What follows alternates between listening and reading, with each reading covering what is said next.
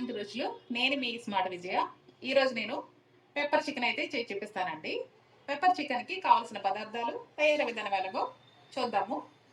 ముందుగా చికెన్ తీసుకుని శుభ్రంగా క్లీన్ చేసుకున్న తర్వాత 2-3 సార్లు అయితే కడిగి కొద్దిగా సాల్ట్ కలిపి అయితే పెట్టానండి. ఇలా సాల్ట్ కలుపుకోవడం వల్ల మనకి చికెన్ పీస్ అనేది చాలా జ్యూసీగా చాలా సాఫ్ట్గా వస్తుందండి. ఇప్పుడు తయారీ విధానం ఎలాగో చూపిస్తాను. స్టవ్ వెలిగించుకుని కడాయి పెట్టేసి కావాల్సిన ఆయిల్ అయితే వేసేసుకున్నానండి. కొంచెం ఆయిల్ ఎక్కువే పడుతుంది.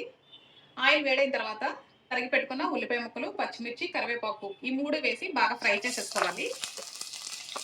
ఉల్లిపాయలు ఇలా ఫ్రై అయిన తర్వాత ఇందులో మనం 1 స్పూను అల్లం వెల్లుల్లి పేస్ట్ వేసుకుందామండి. వేసుకుని ఒక 2 నిమిషాలు బాగా కలిపేసుకున్నాము. ఇప్పుడు ఇందులో చికెన్ వేసేసుకుందామండి. చికెన్ వేసుకుని బాగా కలిపేసుకుని సిమ్లో పెట్టి ఒక పావు గంట అయితే ఫ్రై చేసుకోవాలి. 15 నిమిషాలు సిమ్లో పెట్టి మధ్యలో కలుపుకుంటూ ఇలా ఫ్రై చేసుకున్న తర్వాత ఇందులో మనం కొద్దిగా పసుపు వేసుకుందామండి. అలాగే రుచికి సరిపడా ఉప్పు. ఆల్రెడీ ముందు కలిపించాను కాబట్టి ఇప్పుడు తక్కువ వేస్తున్నానండి. తర్వాత కావాలంటే చూసుకుని వేసుకోవచ్చు. బాగా కలిపేసుకున్న తర్వాత మసాలా అండి.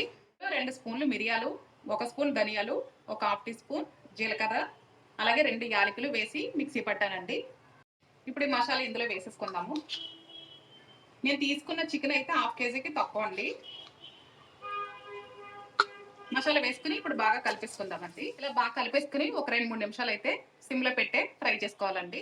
ఇప్పుడు ఇందులో చివరిగా సన్నగా తరిగి పెట్టుకున్న కొత్తిమీరని వేసేసుకుంటున్నామండి. ఇది వేసుకున్న తర్వాత కూడా ఒక్క 2 నిమిషాలు కలిపేసుకుని ఫ్రై చేసేసుకుందాము. అంతేనండి. ఎంతో టేస్టీగా ఉండే చాలా సింపుల్గా చేసుకొని పెప్పర్ చికెన్ అయితే మనకు రెడీ అయిపోయింది. స్టవ్ ఆఫ్ చేసేసుకుంటున్నాను. ఈ రెసిపీ మీకు కూడా నచ్చినట్లయితే తప్పకుండా మీరు ట్రై చేసి ఎలా వచ్చిందో నాకు కామెంట్ చేయండి. నచ్చితే లైక్ చేయండి, షేర్ చేయండి. నా ఛానల్ని ఫస్ట్ టైం చూసినట్లయితే సబ్స్క్రైబ్ చేసుకోండి ఫ్రెండ్స్. ఇప్పుడు పెప్పర్ చికెన్ ఎలా ఉందో టేస్ట్ చూసి అయితే చెప్తాను. ఇదిగా రైసు పెప్పర్ చికెన్ అయితే పెట్టేసుకున్నానండి.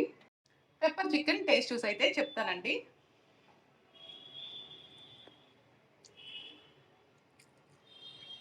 టేస్ట్ అయితే చాలా బాగుందండి.